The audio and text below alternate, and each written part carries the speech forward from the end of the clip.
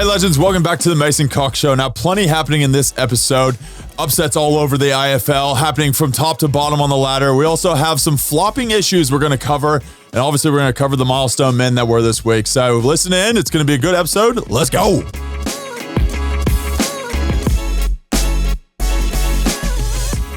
All right, everyone, let's get into it without further ado. Welcome, Brendan Cox. Oh, g'day, Mace. Now, let's jump straight into the clanger of the week because as you touched on in the intro, flopping all over the joint. I don't know what's wrong with your fraternity. It's flopping ridiculous. But they're just flip-flopping all over the place. And I'm going to start with someone that we talk about on the reg on this podcast. Who is it? Jeremy Cameron. No. So he had a bit of a form resurgence. He came back, kicked a couple snaggers. Unfortunately, they lost the game, but we'll get to that. Now, there was a moment in the game. He charges out, grabs the ball. You know, he's probably not going to get out of that situation. There's two tacklers coming front on, so he's in a bit of strife. Knows it's coming. Hits it hard, gets hit low, like right on the titties, and just flings the head back. That's a sign. Full dive, arms out, down he goes. Oh. And did he get the free kick? Yeah, hook, line, and sinker, mate. He threw it out. We all know he loves a fish. He loves fishing. And he caught the umpire, dragged him in, got done the high. Toby Green's just standing off the side, just giving him loving it, Toby. And you can see the big smile on Jez Cameron's face because he knows that he got the big fish. Got away with one. What about you? I got mine's Max King. Now in St Kilda versus Hawthorn, this is one of the games of the week. You wouldn't have believed it at the beginning, but it turned out to be a blinder, as they say. Max King gave a little, you get a little open hand chest hit, and then a little don't argue after he got the ball, and then the guy returned it, and he just fell straight to the ground. And I was like, hold on, you've started this whole debacle, and then all of a sudden, whenever someone returns it to you, you're gonna fall on the ground as a big man. You can't do that as a big man. It's always the big man that it looks way worse. Oh, it's part of the fraternity of big men. You can't flop. Yeah. That's just something that's just, you have to be the big, strong man that just, like takes care of the team, always there. He's like the Braden man, aren't you? Big man's got to get in there, get into a fight, really break things up, whatever it may be. And then the funny thing is, though, because it was already like, get a 50-meter penalty, right? Goes forward into the D50, into Hawthorn's D50. And then Sicily, while like King's running by, goes, might as well double down here, just give you a little shoulder bump on the way through since you're going to get it about 10 meters out anyway. And I always think that, yeah. If they're going all the way to the goal line. Might as well. Seriously, might as well. Freebie. You got to do it before they take the kick. Otherwise, you give away one of them doubles and it's, you're probably not playing the next week. But I want to ask you this. What do we do about this flopping epidemic? It's everywhere. It's running rife through the AFL system. We need to pump it up, make it worse than it is, but it's everywhere, almost every game. Now, it has been suggested we give away a free kick to the flopper. Nah. Because then it's like, okay, and then you give a free kick away for someone that looked like a flop to an umpire, but really wasn't whenever you go look at the camera angle, and it's going to be like, okay, that's pretty screwed up. But they've already said it. In theory, you're meant to be able to penalize these floppers by giving them fines and stuff. I think the problem is that they just fell away with that. Like they stopped penalizing floppers. So then it crept back in again. Maybe just bring the fine back. Like, would you be falling over if you knew that it was going to cost you like $3,000? No, I wouldn't be falling over either way, Braden. It wouldn't be a great look for me, but it's a long way down for you. I think the MROs had plenty on their hands this year, so they're probably busy with that, to be honest. We always do this like overreaction, big, oh my God, there's flopping everywhere. Just play the replays 1,000,000 times throughout the week. Do little segments like this where you take the piss out of the big men for flopping, like big old floppy sissies. And that's punishment enough, isn't it? Yeah, sure. I don't know. It just turns into the news cycle for the week and then it's forgotten about next week. So we'll get into the games, Braden. We've got plenty to cover here. And one of the big question marks from the weekend, Sydney versus Carlton. How is Carlton going to go? Well, how is Sydney going to go? There's question marks over both of these teams. Sides. It was a big clash against Sydney Carlton and not great for Carlton fans. And I don't know how they rolled into this one optimistic. There were still optimistic Carlton fans out there, and I don't know how they do it. I don't know. They must just be, they must just love the pain, the torture, the punishment. It's a tough one in Sydney, so away game. Sydney obviously plays very well on their home deck. And, Carlton had the same set shot issues, same, mishaps in front of goal that maybe cost them the game. I think it was they had 9 set shots from their 2 big key forwards for a goal return. Oof. I mean, it doesn't make it easy to win, but it's so hard to gauge how your team is doing when you're getting those looks, you're getting those set shots, and they're just missing it off. Now, one thing that came out that was interesting after the game that, externally, I love to see it and I love to hear it, but internally, you could see how it could cause fighting and internally within their fan base. But Jacob Wiedering, after the game, came out and said, look, we just didn't kick our goals. And that's almost like the forwards issue. Like, we did all we could. So he rolled the forwards under the bus.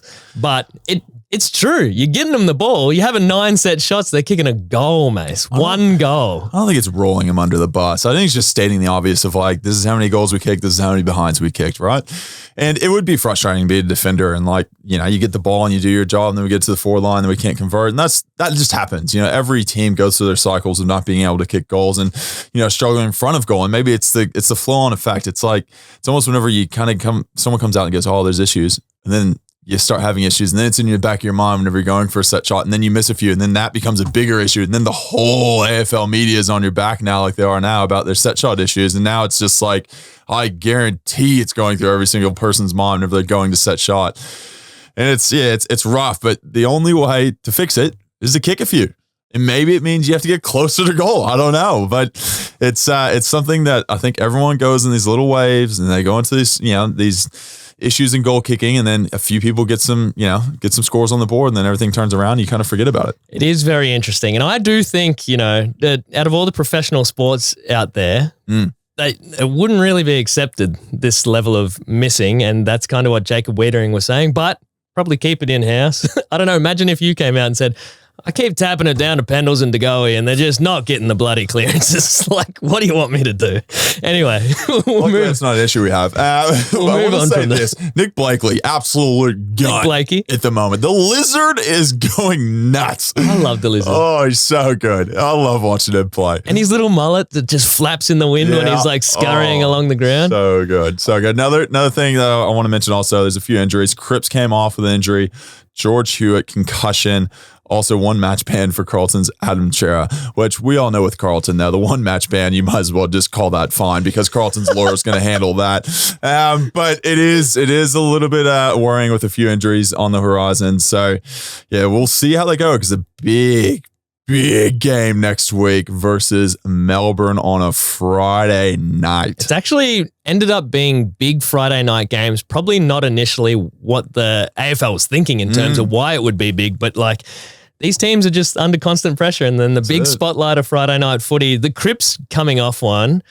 Oh, even like I felt sorry for Carlton fans there where it was like, Sydney just kicked a goal and you're like, oh, this is bad for him. And then it just cuts to Cripps walking from the ground limping. And I was like, oh my What else? What else do you want to just kill my vibe with? Oh, and when a coach is under pressure and they keep cutting to the coach's box and it's slowly zooming in on him, it's like, far out. I can feel the camera. Like, go away. Well, we're going to the next one. One of the games of the round, St Kilda versus Hawthorn.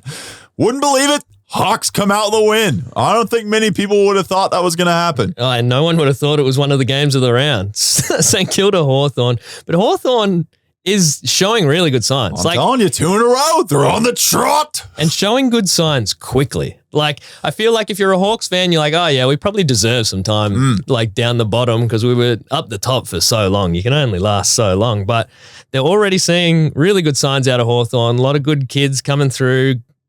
Sam Mitchell doing some really good coaching moves against Sam Mitchell, one of my favorite coaches out there, against a very experienced coach in Ross Lyon. So yeah, really good signs from them. Sicily dominated. Oh, are you kidding me? What a game! Just couldn't do anything wrong on the day. And he's one of those guys that he brings plenty. Obviously, the interview where he's slammed Tasmania earlier in the year, he gives plenty to the game. Yeah. He gives a bit of flavor. Yeah, and a bit of flavor. And what a game. But he added a little bit of Sicily flavor because he's suspended for a week. He got suspended for a week. So, does he play that well if he's not, treading that On the fine edge. line, you Yeah, I know, don't treading know. that fine line. It was, But he just clipped the guy high, and it was kind of a silly mistake, but he did have an absolute blinder of a game. And like I said, ever since Tasmania said they're going to come into the league, Hawthorn said, get stuffed. We're showing up. feeling the pressure to perform. Do you reckon Hawks get it done against Port next week? Huge game. That might, if they beat Port next week, I'm telling you, Hawthorn, flag favorites. Oh, imagine the late Just run. saying, the late run could make 11 in a row like last year. Never count them out. And you never know with some of these teams. They fall over with the pressure coming into finals. They might just Stephen Bradbury right past them all. Good Australian reference there.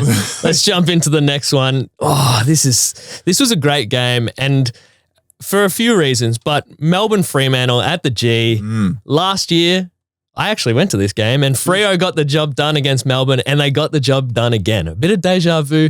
Almost Melbourne in the same situation they were last year as well, because there was a bit of question marks going into the bye about Melbourne. Yeah. Clayton Oliver's injured at the moment. Big out for them. Massive out. Will they be able to perform without one of the big names? And it was also a big game for Luke Jackson. Oh, he'd come back, the big game against their old club, the MCG, their home ground. Jackson said, get stuffed. Yeah, he played a hell of a game. Played in there. Sean Darcy, unfortunately, injury with the hamstring. Massive injury. Luke Jackson had to come in and be able to play first rock. He did really well. He had a snap. Oh, man, and that would have felt good. He had to snap for a goal in the third quarter, and he was hyped, to say the least, as you would be against your old club. And like I said, Sean Darcy, massive out for them going forward, though. They're number one ruck and one of the best ruckmen in the league at the moment. It was interesting because Jackson went forward while Darcy was in the ruck, and it started to, make him look stable up forward. And then he went into the ruck and dominated in the ruck. He can just play everywhere. Stephen May said on a podcast leading into it that he wouldn't even, Luke Jackson wouldn't even realize that, coming up against your old side is a big deal. He's that laid back. He's oh, First yeah. boy. He was saying that he went to, the team's Oppo meeting when he didn't. He went to the team's wrap up meeting for conditioning for the next year, even though he had said he's not going back to the club. He's like, well, that's too much. I just have to see out my duties here. So I'm here, boys and girls. That's so bizarre, but so cool. And I'm glad that we're calling out these ones early. We've been on Luke Jackson for weeks now, and he's come good. And we've been on GWS for weeks now, but we'll get to them. But your boy Pickett. What an absolute goal. Absolute stunner. It was 2 efforts. He did the tackle, then the tap on in the pocket, and he dribbles it end over end instead of the little grubber along the ground, and it pops up and bounces through the goal over the defender. Oh, did you see this? Yes, I did. It reminded me of Hawthorn Sydney grand final. I think Sicily? Maybe we'll have to check. Maybe we'll have to check the vision. We'll have to go back, do the VAR on that one. But I think it was something like that where it bounces. Then as soon as it gets to the person who's on the line that would have just touched it through, it just hits this huge bump and goes flying over their head and goes straight through the sticks. And it was a hell of a goal by Pickett. Maybe goal of the year. There's so many goals of the year. Just this year. Pickett every single week. You might as well just say chance for goal of the year. And that's no bias from you at all. Not at all. And this one was also very interesting because our mate, Nathan Buckley, went up and hung out with our other mate, Longy, up in the box there. So is this weird to see? Someone from the media just chilling up in the box, getting a bit of tips? It's always interesting because there's always going to be the question whether Nathan Buckley wants to come back into coaching. He's been in the media for a long time, and him being in the box definitely would have started the pot, but he did put those rumors to rest. He had mentioned it on, I think, broadcast that he said, no, don't look into it. Just interested from a media side to be able to go into the games pre-post to see their meetings and see kind of how the coach's box runs, which is, due diligence by Bucks. And I respect that. I think it's very interesting for him to want to see kind of how each team's run and how they go about it. So credit to him, but he put the rumors to rest. Look, it'll always be out there. It'll always be a story. Whether or not Bucks will come back as a coach will always be a story that's in the media. The rumors will never be put to rest. We'll never stop. But Melbourne v Carlton next week, as we said, it's going to be so big. And I don't know. I honestly don't know. I love these Friday night clashes.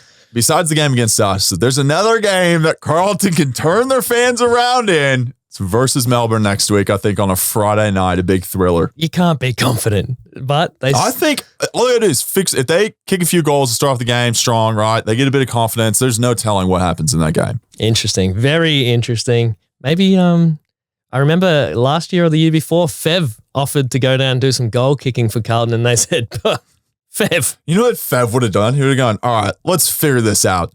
Boys, we're sitting down. We're having a 6-pack of beers. We're going to hang out. We're going to enjoy life for a little bit. You're going to forget all the shit that's in the media for the next hour that I'm hanging out with you. We're going to enjoy a bit of life. And who knows? Maybe that's what they need. Hey, it can't hurt at this point. There's literally nothing you could do to make it any worse. Now, let's jump into Geelong GWS. Another upset. Oh, I was so happy. I'm going to say it. I was happy, not because I go for either team, but I've been calling out GWS is this. They're doing better than their results early were saying. Yep. And now the results are coming. Train for a long time. I'm telling you. And they bloody showed it again. GWS, they've got a 3-game winning streak over Geelong at Cardinia. Get on the train. Now, do you know Collingwood's winning streak down at Cardinia Park? Nope. You know, Alex, we don't play there. Too big, too strong. Well, talking about too big, too strong, Toby Green, 200th game. Yes. Woo. We mentioned it last week on the pod. We said there was a decent chance they might be able to, rally up for the good man and get a win for him. I think you claimed that he was going to kick 12. Now, he kicked 4. That's pretty. Okay, that's in a world where we over-exaggerate everything. 4 was 12. 12 and 4, same thing. It's bloody the same thing. Well, he was on early. He got them all really early and then just steadied the ship. It was, they got this win and they didn't not all of their big key forwards were kicking goals. Jesse Hogan didn't kick a goal. Took a screamer though. Took a screamer. Himmers didn't even play. They're just resting blokes for this game. It's easy win down there at Cardinia Park. Jeremy Cameron, we'll give him a break this week. Back on form, except for the dive. Stop flopping, Jez. But 2 goals, 17 touches. That's passable. I think that's all right. We have high expectations for Jeremy Cameron. I'm not sure what the Coleman race is right now, but I think it's getting a little bit tighter. Jeremy Cameron was running away with it beginning of the year, but now he's pulled it back a little bit, and there's a little bit of competition there. There's a little bit of competition. And Radaglia went up forward. We hadn't seen him up forward because he'd been a little fortress down back. Player. But unfortunately got injured. Yeah, it's unfortunate. That's not ideal at all. But they've had him. He's been a very interesting player where he's played a lot of different positions from ruck to forward to back. He's very versatile. He's a freak athlete. This is why. And it's one of those things I've always wanted to see him just really be able to own a spot, and be able to really kind of, because I feel like in that Geelong team, there's a few spots that need like a big tall forward or a big tall back. And he's a person that's got the athletic ability. It's whether or not he gets, I guess, the games in a row and the experience where he feels comfortable in that position. So I hope he does get that. I hope he does become that person that Geelong can look to as the future of their club. But there's another thing that did happen in this game I want to mention, and it's the Koning's mask. Yeah. Do you see this thing? Is real like LeBron NBA finals. Like just the Batman. It was a heavy mask. It reminded me of who's that? Chianti and Fava Beans. That dude. What's that? You're telling the story, bro. Silence of the Lambs. Silence of the Lambs. Where he gets wheeled in the little trolley and he's got the face mask on. That's very De Koning-esque. It was because you talked about your glasses and big fan of the facial accessories. All right, the 20 steps you had to go to get your glasses. Now De Koning rolls out there in a borderline welder's mask. It's a full face mask. How are you allowed to wear that? It's legitimate though, because if you do have a break in your face and stuff like that, you have to wear the mask to be able to protect you. So you're saying it's like a tool of the trade or something? It's a medical thing, just like a guard you would have, like a shin guard, I feel. Or like goggles. Yeah, or like goggles. You would think from a medical standpoint that'd be easy to deal with. I'm not getting into it, Brayden. I'm going to get myself in trouble. But just the AFL rolled out and said, hey, look, broken face, old mush face. No mask. Tough shit. Well, I guess he would have missed the game, wouldn't he? That's it. Well, there is some interesting accessories. I want to mention this because Jim Steins actually wore a green hat, I want to say, to a preseason game. I actually didn't know this, and you schooled me on this. I'm telling you, I'm learning things about the AFL, Brayden. Did Phil to give you this one? Phil, probably, yeah. Phil it's in his little book, what AFL for Dummies. Yeah, his book, I'm telling you. And now I'm a big fan of the face accessories. So, De Koning, keep wearing it. I think you look legit and you look scary as hell. So, well done. He doesn't want to wear it, does he? It's just because he's got a mushed face. Nah, I think you should keep wearing it. It's a fear tactic. Bring it in. All right, we'll go into the next game. Gold Coast versus the Bulldogs. Awesome game for a great reason. Darwin, Northern Territory, gets a game this year, and it was awesome. It was great to see the pre-match entertainment. Really cool. See all the fans out there up on the hill. A lot of Doggies fans. A lot of red, white, and blue there up in the NT. And I want to say this before the game. They did because obviously Sir Doug Nichols around. They did the traditional dance, and Jared Hallbrow, who used to play Gold Coast, he did the didgeridoo. It's really I don't cool. know if many people noticed that. Didn't get as much attention as I thought it should, but he played the didgeridoo beforehand, which was really cool, I thought. Both teams have a lot of Indigenous representation out there. So Very much so. I think they're struggling for tickets for the players on the day. Yeah. It's it was great to see. Always a great turnout up there. Like, it's always massive. And I always do think, like, there's plenty of good that comes from, like, playing for Collingwood, but it's the one thing. You don't really get those games. It would be cool to see you guys up there playing in the NT, but Gold Coast is starting to come good. Yeah. Which is really interesting. It shakes a lot of things up. You can't really just say, oh, easy win over Gold Coast.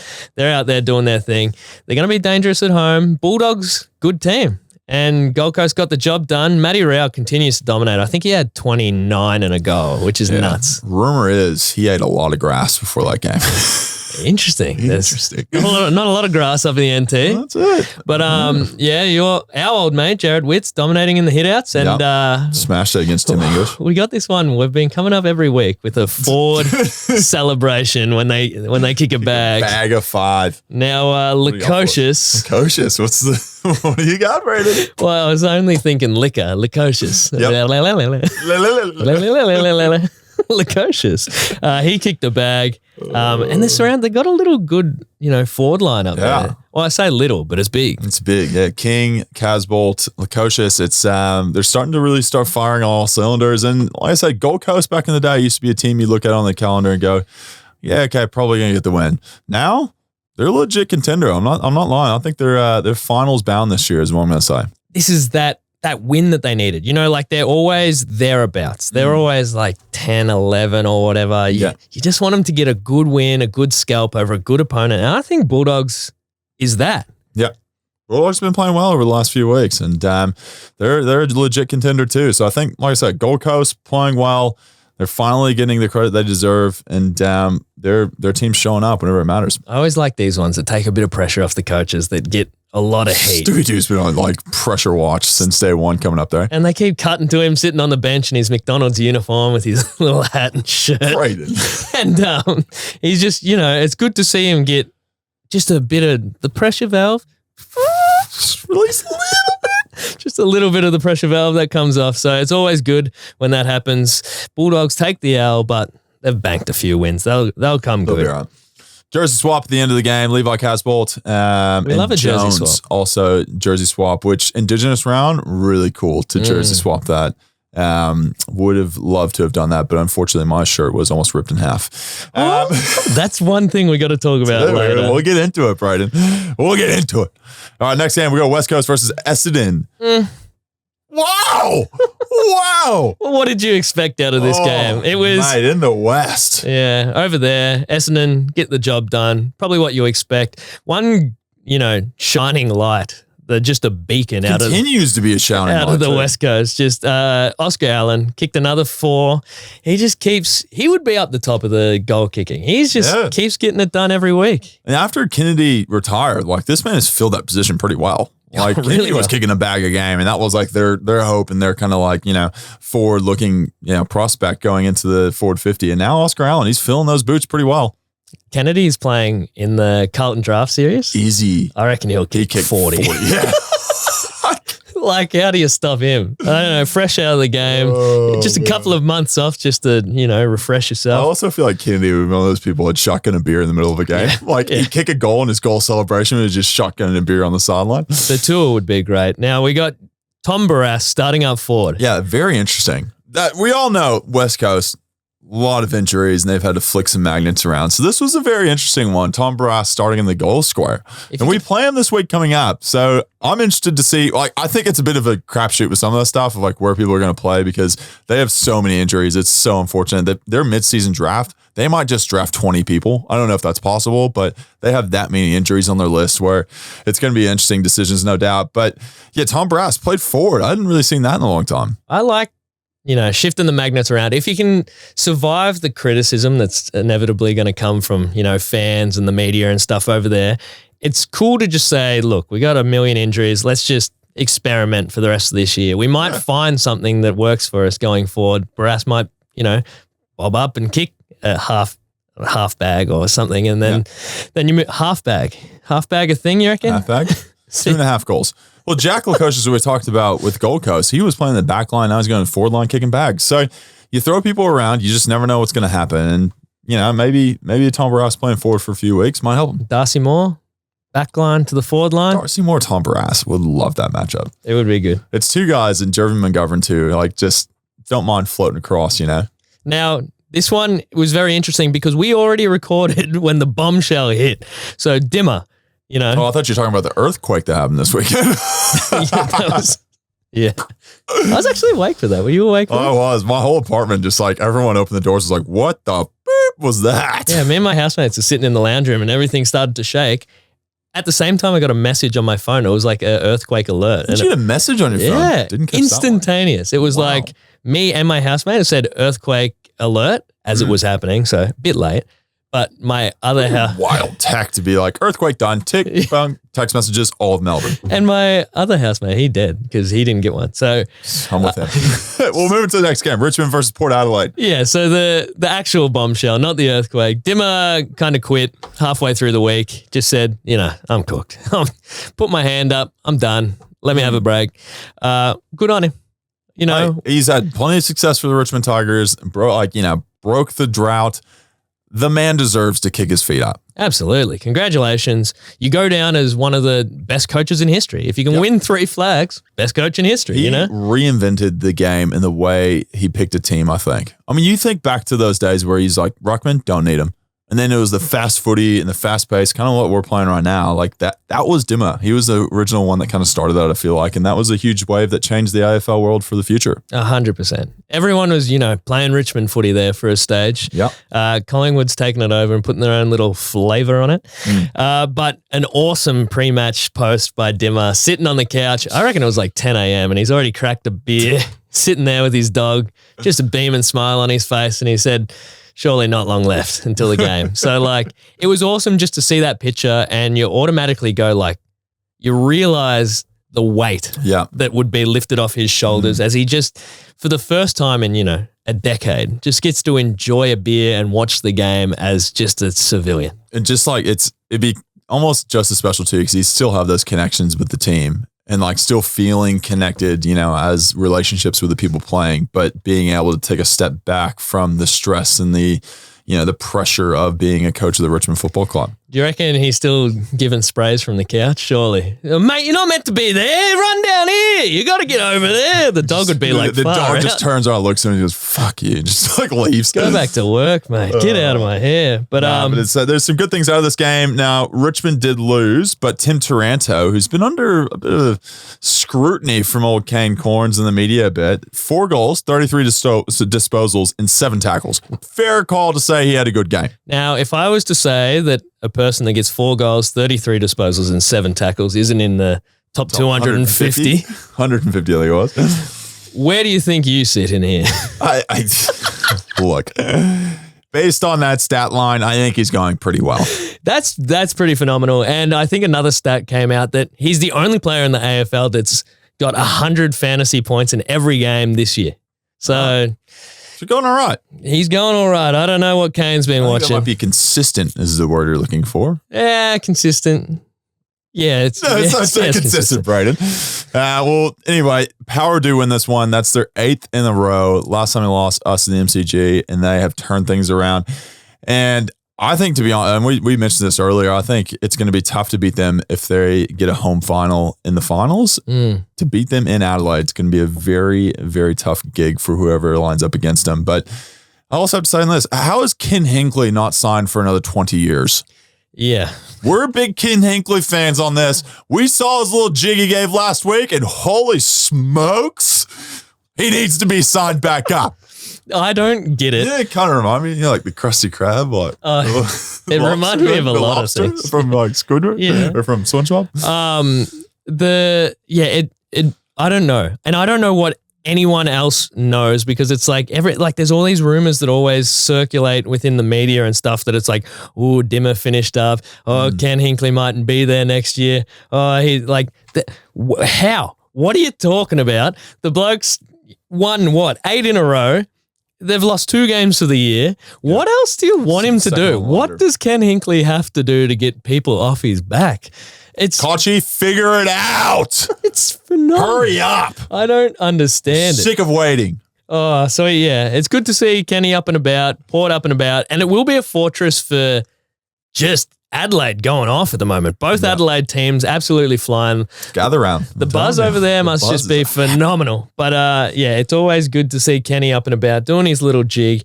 But yeah, well, I guess we better move on to the other Adelaide team who's just flying at the moment. Got a dub. And this is a massive one, because Big scalp. I think Brisbane were 7 wins in a row, halted by Adelaide at Adelaide Oval.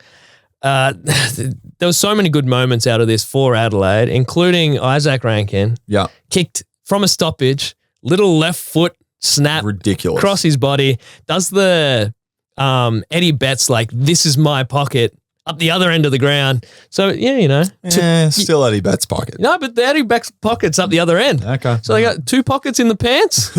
Eddie's got 1 pocket. Isaac's got the other pocket. I don't think. He did celebrate with the crowd. Love that. I love that Adelaide players celebrate with the crowd. They really, really get them into it, and I'm a big fan of that. I love Adelaide Oval. Do you play there? Have you played there many times? It's one of my favorite ovals because it's so small and I don't have to run around as much. Is it hard to kick the hill end? Is it swirly in there with the no stadium? Swirly because there's no standing, yeah. But you just deal with it. There was another goal that Rochelle, the greatest showman in the AFL, Rochelle kicked a goal, and we're a big fan of that. It was a real thread the needle kind of type down from the angle, just slotted it right through, and you best believe he gave his. No, he didn't give he just kind of celebrated with his mates. It wasn't that cool. With his mates, with his friends out there. And Big Texas. What was your you did a celebration for him the other week. Oh, you played the Walker Texas Ranger theme song. That's what it was. Big Tex. He's back. He didn't kick 5 though. Didn't kick it back. So he's the season return. Walker Texas Ranger. He came out, kicked 3 on return. So good to have him in there. Good little in for Adelaide, and they're going to be a tough team going through the rest of the year, I think. I don't know if they shot themselves in the foot having Tex, miss last week.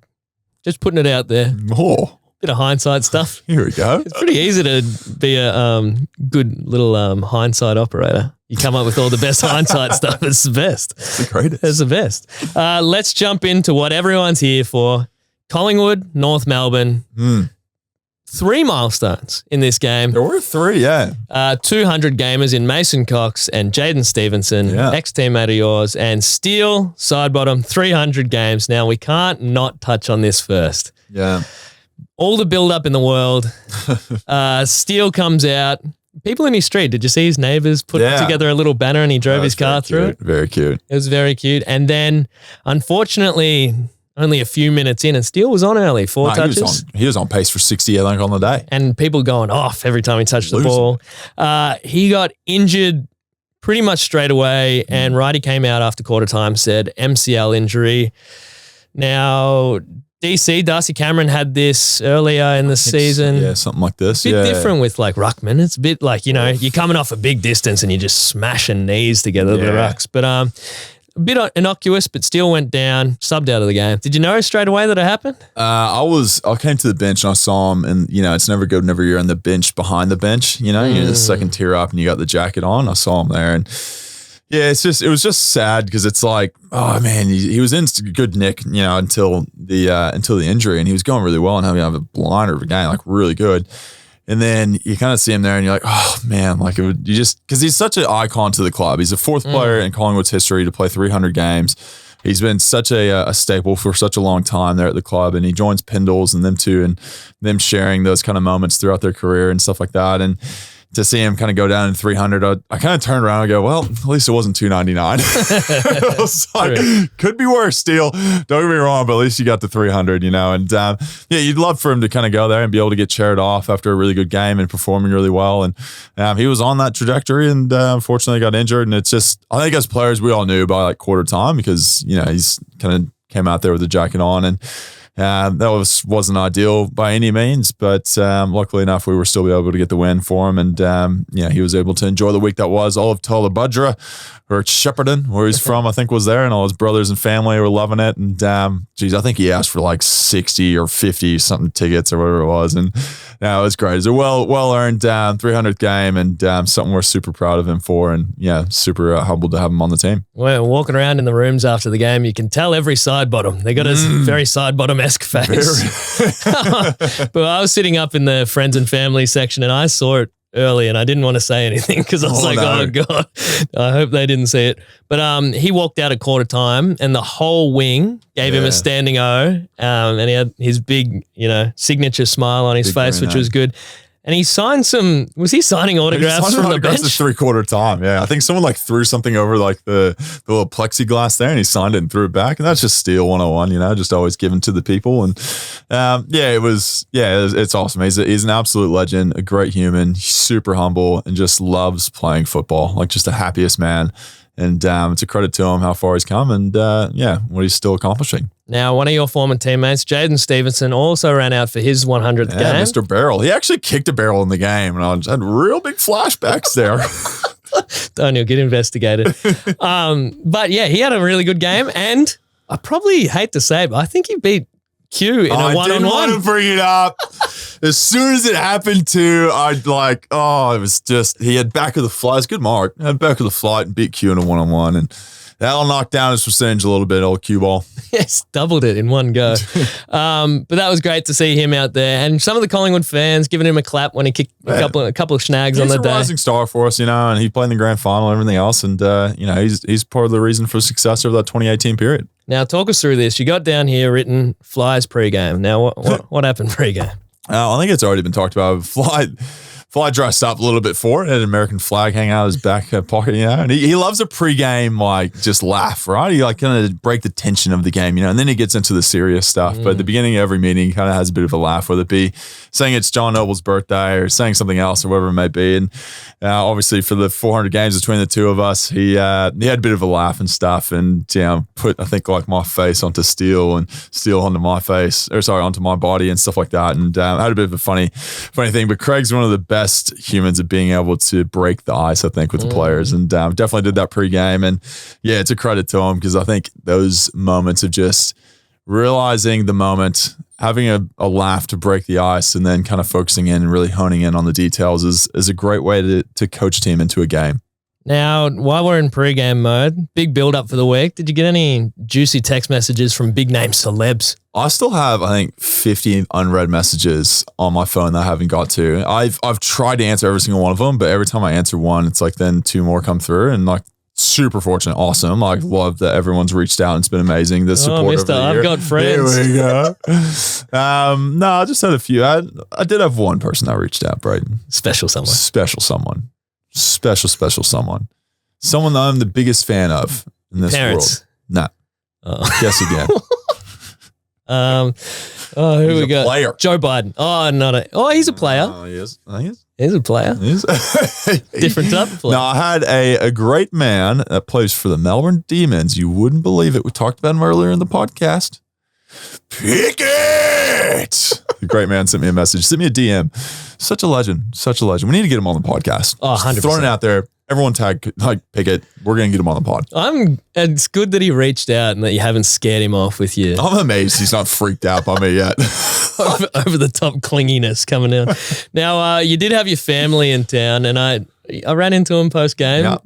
Old Filthy Phil. Phil was all over it. Mic'd up for the game. Yeah, he was. It's going to be great content. He was pretty stoked about being mic'd up. Yeah. Who was that for? For Collingwood. So I assume some point during this week, We're going to come out with the Phil Cox special. Oh, that was juicy. I said that I wanted to see this from him. I want to see like a meat smoking YouTube channel where he... That's a great call, actually. Yeah, like where he does the brisket, does all that stuff. Real Texas barbecue. Yeah, I want to see it. But it was good to see your family in town. I don't know if we've met before.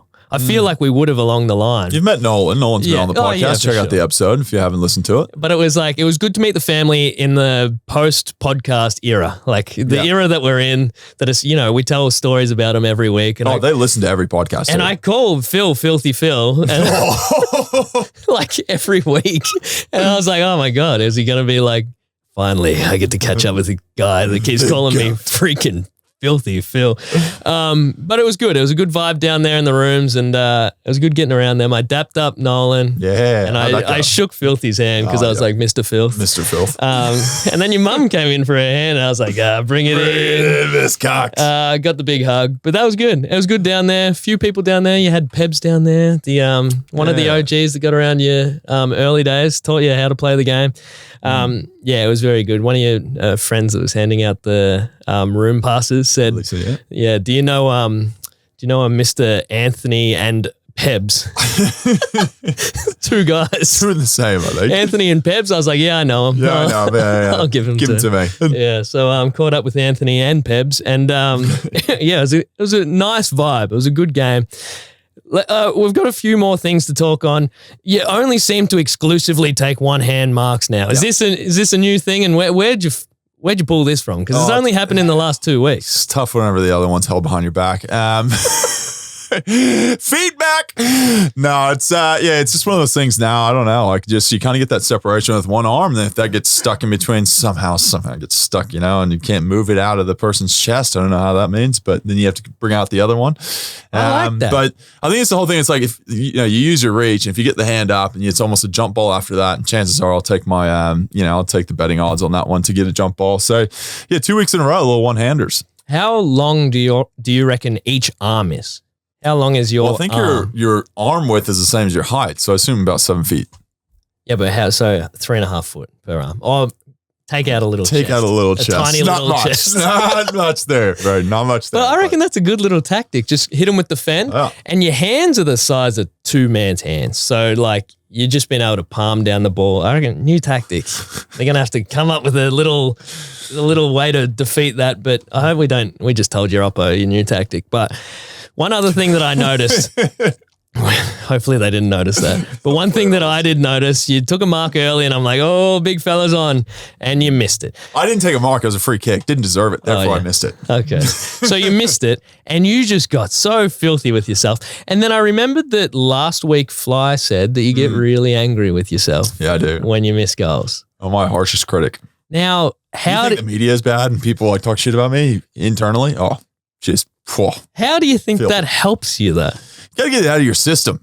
So it's like a venting thing. It's a whole venting thing. A few F-bombs. Sorry for the kids out there listening, but maybe an F-bomb or two whenever I miss a goal. But it's frustrating. But luckily, you kick the next 2 set shots and we're happy days. I don't know. I think you're just a bit of maybe go down. Matthew Rowell, eat a little grass. Just maybe that's what I'll do next Jack in the Box I do. Just have a little blade of grass. Spit it at him. Check it out, Channel 7. Look for it. Oh, boy. I just want you to touch on this. Jordan DeGoey, don't know if you know him.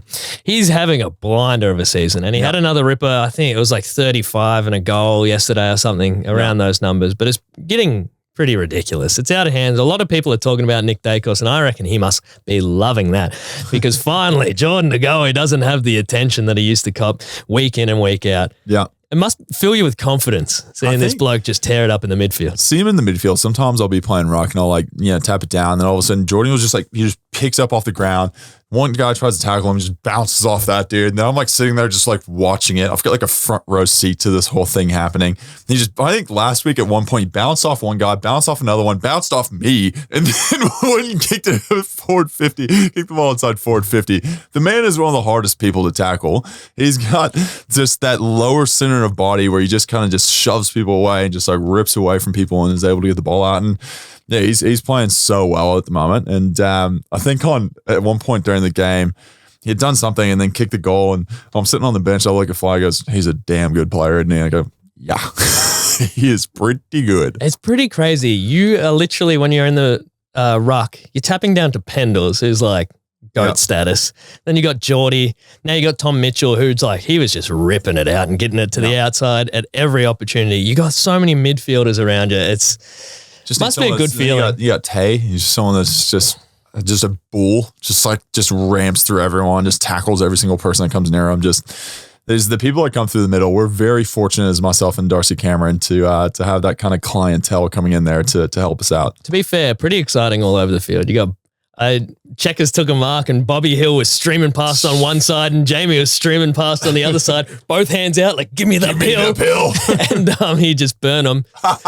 But he went back and kicked the goal. So you should have seen Bobby. He was filthy. He was like, mate, I was flying. So the fastest guy in the AFL. Give me the freaking ball. He was zooming. And at ground level at the ground, you can actually see how quick this bloke goes. But hey, I think that's pretty close to it. What do I touch on? So next week you're going to Perth. Going to Perth, yeah. With the fam. WA. The Perth fam is coming out to Perth, yeah. Coming out to WA. We're thinking about doing Rottnest Island. Gonna see a quokka. Get down and get the photo. I already got a selfie with the quokka. Yeah. Didn't feed him. Wink, wink. So yeah, that'll be an interesting one. Maybe go to, you can't go to some wineries over there, but mom and dad are going to Margaret River after. There'll probably be some Collingwood fans down there. Mom and dad seriously getting recognized everywhere they go. Even you were getting recognized at the game. You were saying you're becoming a bit of a celebrity, Braden. But it's real weird. People listening, please keep doing it. Every interaction, like you might think, oh geez, wouldn't you love it or something? But like I'm awkward person. And it was like, I reckon I butchered every conversation, and every time I butchered a conversation, I was like, the next conversation, I'm gonna get it. And then like, so walking in to two young blokes, oh my God, Braden, how's it going? Love the podcast. I don't remember what I said. And then getting in there and they're like, oh, I've seen you on the TikTok. Our TikTok goes off. Yeah. A lot of young kids, so we got to watch our swearing. That's one thing that I took out of this. Got to watch our swearing because we do have a lot of young fellas that are watching us, young ladies as well. A few people showed me their posters and stuff, Big Mace's 100th and stuff. Dude. It was really cool. It was cool to be out there and just realize that this thing is growing. Like we sit in a van in my driveway, but it exists outside of this van in my driveway. So it was really cool. A lot of people notice us from the TikToks or what have you. So it's awesome that the community is growing. Love the feedback. Yeah. I'll try to get less awkward over time. If you stop me in the street, some bloke out here was like, Braden, are you going to the game? I was like, yes, no. I just freaked out. My brain shut down. You're like, yeah, no, yeah, no, yeah, nah. I had a stroke, but I'll get there. I'm starting to be more comfortable with, existing outside the house.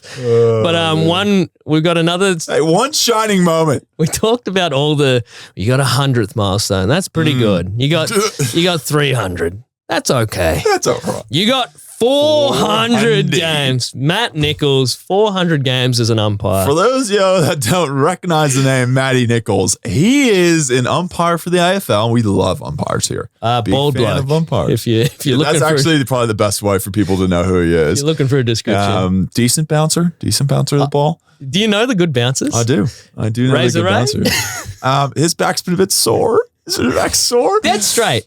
He's actually, Razor Ray can bounce it straight. He just can't bounce it high. Not a lot of height. Nah, not a lot of height. You wouldn't have to jump. Yeah, it's more of a ball up from Razor Ray. And we love Ray on the pod. Friend of the podcast. And he's been on. Check out his podcast. That was a really good one. Check it out. Good. Put it in the search bar. It annoyed me, his podcast, because you want to you want to think that you can stump the umpires, but he was just utmost clarity. He makes you see it from his point of view, which is annoying because you don't want to. You want to live in your little. You want to fight with him, but he's just so well spoken. That's it. Last saying, prayers up, Steele. We love you, mate. Prayers up, Sadi, the man with the greatest name in all of the AFL, Steele Sidebottom. I don't think he gets enough recognition for that. I watched back at the Pat McAfee talking about Steele, and it blew their mind. Steele Sidebottom. Blows my mind every time I say it. Now we got a quieter week this week. We're not going to do the 2 episodes this week. We've had a big month. Have a big month. Family's in town. We need to take a breath. And you're heading over to Perth. Headed over to Perth, which is a big week. Country. So it's way over there. I actually said in the rooms, I was like, "Whoa, yeah." So Perth would be way closer to home for you guys, wouldn't it? And they were like, what are you talking about? So I made an idiot of myself. Again, social situations. Not getting there, but I'll try. We're getting the T-shirts made. Because we put that out there weeks ago and we had tons of people come back. I apologize, everyone. That's on me. I'll put it on me. And we'll also do a little, I don't know if anyone saw it, but the Mason 100 Games little poster that we chucked up on Instagram, going to do a print-off limited run competition of that. Maybe 10, 20 of those signed by Mason Cox. It will definitely be Mason and not me forging his signature. But we'll give away some of those. But we got to figure out the nuts and bolts of the competition. But keep an eye out for that. And we will get the gear. We will get some of these cool little shirts that, where am I at here? Cool little shirts with the Mason Cox shirt. It's actually super comfortable and everything else. Really good material. Really good shirts. Yeah. We want to do a limited run of that as well for the OGs. We got the OG fans, the family that's been around since the beginning. So we're going to do a run. If you're on board now, you're one of us. You're the family. You're the core. Get the benefits of being the OGs. So you got to get the benefits of being the OGs. We'll have a special, it won't look like this. It'll look like a different logo, a special logo for the OGs. So whenever someone wears a Mason Cox shirt that doesn't have the OG, you'd be like, hey, I'm one of the first, and you're not part of this. And when we're getting 1 million, 2 million subs or whatever, we'll remember you guys, and you'll be able to bust out your T-shirt. That'll be worth thousands of dollars because it's absolutely rare, limited edition. Anyway, we digress. We're dragging it on. We're dragging it on entirely too long. Thanks, everyone, for listening in. Absolute epic week. Plenty of upsets and plenty of things to talk about. Thanks, Braden, for joining. Everyone, check out the socials and the podcast and have a look through some of the old interviews. We've got some good ones coming up, too. Big one. We still have a massive one. We have a massive one we've been waiting to release for a long time. Oh, man. I'm excited. It gives me goosebumps thinking about it. Anyway, everyone, make sure you subscribe so you don't miss it. Absolute legend coming on the pod, and it's going to be a good time. So, everyone, enjoy the breath that is this week, and we'll catch up with you next week with everything that happens over the weekend. See ya.